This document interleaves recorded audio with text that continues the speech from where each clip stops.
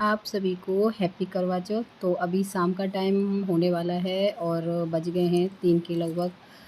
3-4 बजने वाले हैं, साढ़े 3 बज रहे हैं शायद अभी फ़िलहाल। तो इस टाइम पे मैंने पूजा की थी और पूजा इसी टाइम मैं फिर कहानी सुन लेती हूँ दोपहर बाद ही।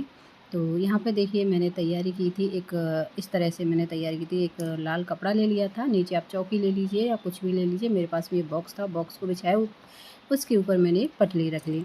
पटली के ऊपर मैंने लाल कपड़ा बिछा दिया। उसके बाद जो करवा चौथ मैया का या तो आप कैलेंडर ले आइए या फिर मेरे पास मैं कैलेंडर लेकर के आई थी और इसको मैंने एक कार्डबोर्ड पे अच्छे से चिपका लिया और उसके बाद मैंने एक ऊपर लेस लगा दी जिससे कि उनका लुक अच्छा सा आ जाए और उसके बाद मैंने करवा चौथ मैया को माला पहना दी।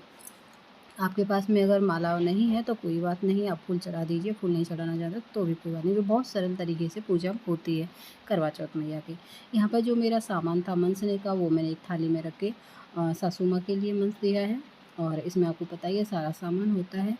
और उसके बाद में मैं थोड़े से यहाँ पे एक साइड में थोड़े से चावल रखूँगी और चावल के ऊपर यहाँ पे जो मिट्टी वाला कलश होता है उसको हम स्थापित कर देंगे। मैं इसमें हमारे यहाँ पे बहुत से लोग इसमें जैसे कलश स्थापना करते हैं ना उसी तरीके से करते हैं, लेकिन मैं नहीं कर रही हूँ क्योंकि हमारे यहाँ पे ऐसा कुछ होता नहीं। हमारे यहाँ पे बिल्कुल सादा और सरल तरीके से पूजा होती है। तो उसके बाद में बहुत से लोग आम के पत्ते रखते हैं, इसमें अशोक के पत्ते रखते हैं, लेकिन हमारे यहाँ पे नहीं रखते हैं। और हमारे यहाँ पे तो शाम को ही कहानी सुनते हैं, लेकिन मैं इसी टाइम सुन लेती हूँ। अब काफ़ी दिन से बहुत दिन हो गए मुझे। उसके बाद में मैं इन पे दोनों कलश पे एक पीतल का कलश ले लिया था मैंने और लोटा जो उसमें मैंने दोनों में कलाया बांध दिया। उसके बाद में जो हमारे पास में खाड़ के कलश वो होते हैं करवे, उन करवे में मैंने एक में थोड़े से चावल डालिए। आप इसमें 1-2 बतासा और डाल लीजिए, मीठा भी होना चाहिए। वैसे तो करवा ही मीठा होता है। उसके बाद एक में हम कलाया बांध देंगे। तो यहाँ पे मैंने देखिए एक करवे में कलाया बांध दिया, इसका हम तिलक भी करेंगे और ये होता है पति के लिए, है ना? ये अपने पति के लिए होता है और हमारे यहाँ पे 2 करवे मनाए जाते हैं जो मीठे वाले होते हैं। इस दूसरे वाले को हम पूरा भर देंगे और 1-2 बतासा इसमें हम डाल देंगे। तो मैंने डाल दिया था। उसके बाद में ना हम इसके ऊपर जो भी दक्षिणा है आपके पास में, आप जो भी दक्षिणा ज़रूर रखें, चाहे थोड़ी ज़्यादा जितनी भी है, तो यहाँ पे मैं दक्षिणा रख देंगे। इसके साथ ही आप चाहे तो जहाँ हमारा सामान है उनका मंसने वाला उन उस पे भी दक्षिणा रख सकते हैं अलग से।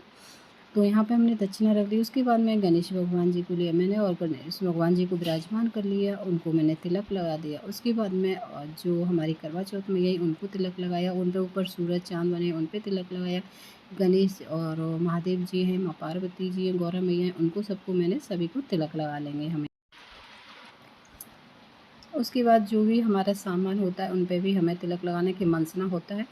जो सासू माँ के लिए होता है, आप जिसको भी देना चाहें आप उसको दे सकते हैं, सासू माँ को या ननद जी को, ठीक है। तो यहाँ पे कुछ फूल थे तो फूल अर्पित कर देंगे हम करवा चौथ मैया को, गणेश भगवान जी को। और जो हमारा कोई भी फ्रूट है आपका ऋतु के हिसाब से या किसी के हिसाब से जो भी आपके पास में फ्रूट है वो रख देंगे। कुछ मीठा रख देंगे, जैसे कि मिठाई में कुछ भी रख सकते हैं आप। तो यहाँ भोग के लिए तो मैंने यहाँ पे केला का भोग लगा दिया था और सेब थी। तो यहाँ पे इस तरह से एक छोटी-सी पूजा हमारी होती है।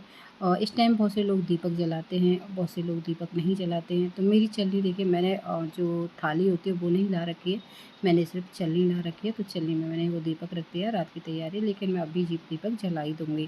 क्योंकि कहानी पढ़ते हैं तो मैं काफ़ी दिनों से ऐसे लोगों के साथ रह रही हूँ कि फिर मैंने दीपक जला दिया। बहुत सी जगह दीपक नहीं जलाते हैं तो कोई ज़रूरत नहीं है। आप ऐसे ही पूजा कहानी सुन सकते हैं, ठीक है? तो यहाँ पे मैंने मतलब एक जो अपना एक पल्लू लेंगे और थोड़ा-सा पानी लेंगे और उससे मैया रानी के ऊपर ऐसे नछावसी करते हैं, ऐसे कर देंगे। तो हम उस पे थोड़ा-सा ऐसे ही सीधी तरीके से ही करते हैं। हमारे यहाँ पे बहुत ज़्यादा सरल तरीके से करते हैं और ये रात के टाइम में करते हैं। तो यहाँ पे मैंने दीपक को जला दिया था। दीपक जला कर के उसके बाद हम सुनेंगे गणेश जी की आरती कहानी सुनेंगे और करवा चौथ मैया की कहानी सुनेंगे। तो यहाँ पे मेरी इस तरह से पूजा संपन्न हो गई है। उसके बाद मैंने हाथ में जौ ले लिए, गेहूँ ले लीजिए आप, जो भी आपके पास में है जौ, गेहूँ आप हाथ में ले लीजिए।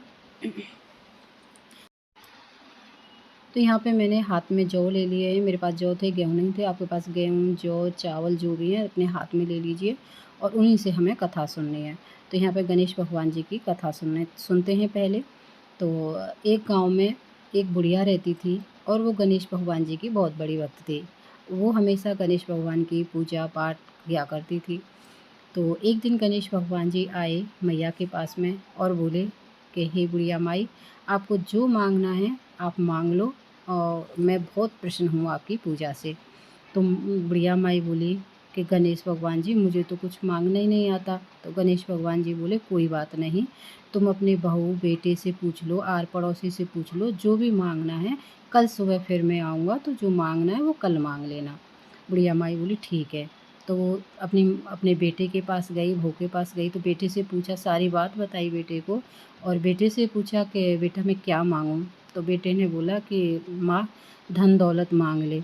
मान के ठीक है बेटा। उसके बाद वो बहू के पास गई, बहू से पूछा, उसने बताया कि ऐसे ऐसे गणेश जी आए थे, वो बोल रहे थे जो चाहिए मांग ले। तो बहू बोली कि माँ जी पोता मांग लो। मन की ठीक है। उसके मन में हुआ कि इन्होंने तो अपनी अपनी बात रख ली, मेरे मतलब की तो कोई बात ही नहीं है इसमें। बेटा ने धन मांग लिया और बहू ने पोता मांग लिया।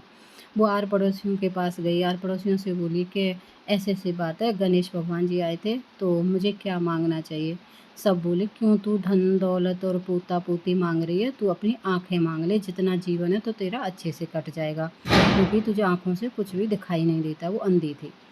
तो मान के ठीक है। उसने सबकी बातें सुनी और रात को सो गई। लेकिन रात को उसे पूरी रात नींद नहीं आई कि वो क्या मांगे क्या मांगे क्या मांगे।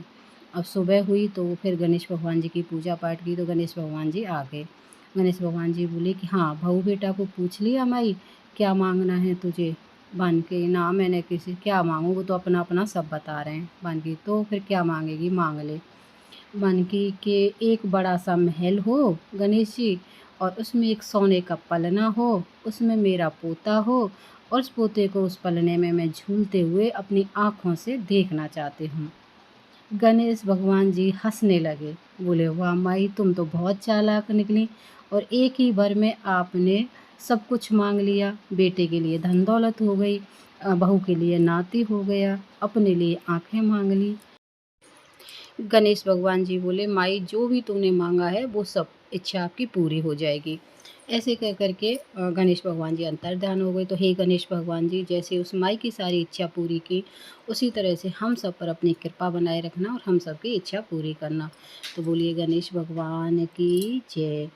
तो उसके बाद में चलिए फिर हम सुनते हैं करवा चौथ मैया की कहानी।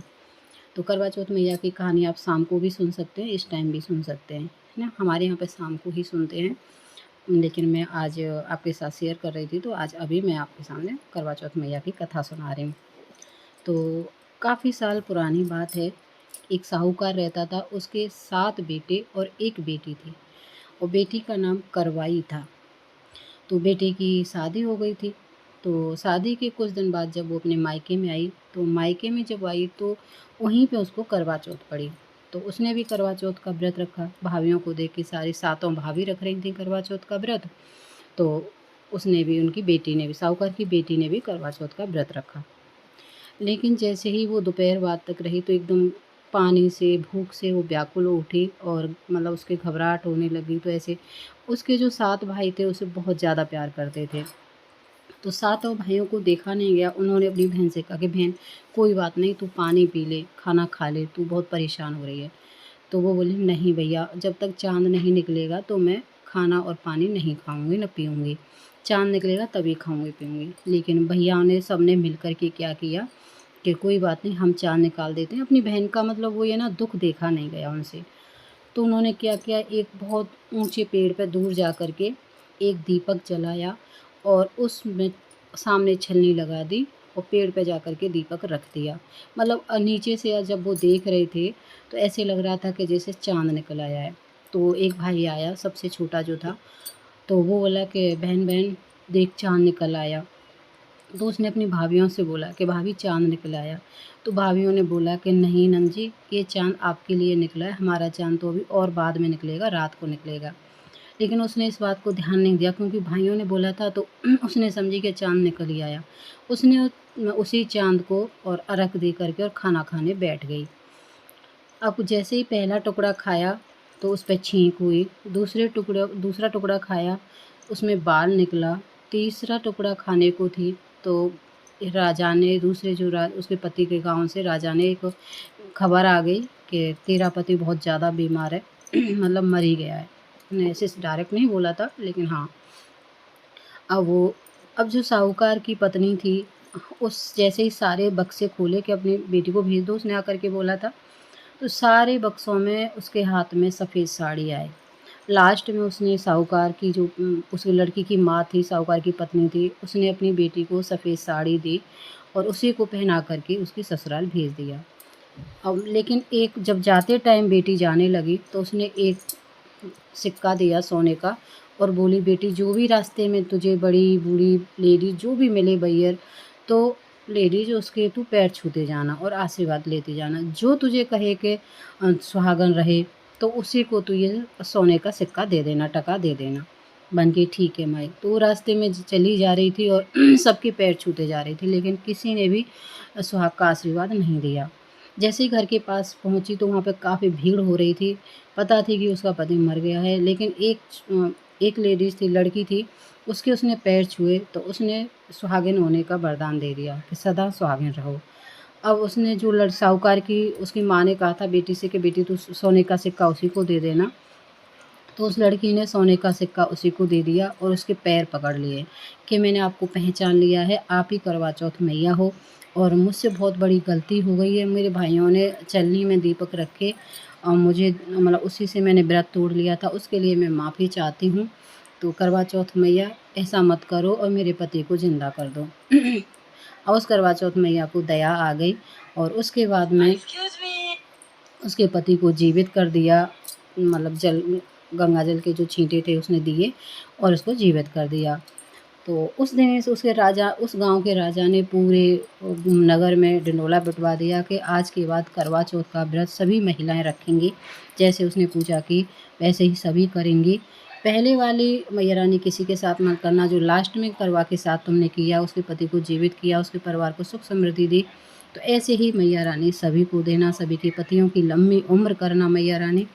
तो आज हमारी कथा यहीं पर समाप्त होती है, करवा चौथ मैया की कहानी। तो बोलिए करवा चौथ मैया की जय। तो यहाँ पर मैं फिर उसके बाद में सूरज को अर्घ दे रही थी और सूरज को अर्घ जो हमने हाथ में वो लिए थे, तो आधे जौ मैंने अपने दुपट्टे में बांध लिए थे, आधे जौ से गणपति जी को चढ़ा देते हैं और कुछ जौ हमारे सूरज भगवान को जब हम जल देते हैं उसको अर्पित कर देते हैं। तो हमें 3 जगह हिस्सों में जौ कर लेने हैं जो हमारे हाथ में थे उन्हीं में से। और इस तरह से मैंने दोपहर को अर्घ दे दिया। सूरज भगवान जी को अब शाम की पूजा करेंगे और जो भोग लगता है खाने में वो बनाएंगे, अठावरी बनाएंगे। तो चलिए शाम को चाँद को अर्घ देंगे।